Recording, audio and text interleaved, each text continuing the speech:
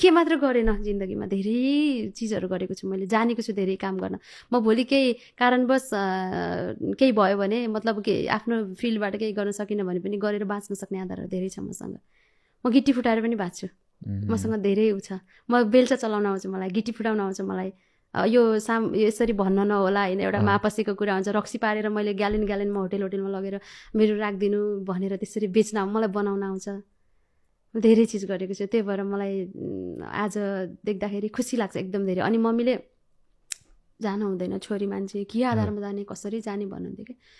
अनि छोरीहरूले के सधैँ यसरी हारेर बसेको भए कमसेकम पनि मैले त्यो बेला मम्मीले भनेको, आमा बाउले भनेको मान्नुपर्छ सन्तानले होइन, मान्नुपर्छ बाउ आमाले कहिले पनि बिग्री भत्के भनेको हुँदैन। तर केही कुरा चाहिँ आफू सकारात्मक छ र आफ्नो इच्छा आफ्नो एम एकदमै त्यो छ भने चाहिँ केही कुरा जितेको पनि राम्रो हुँदो रहेछ जस्तो लाग्छ अहिले।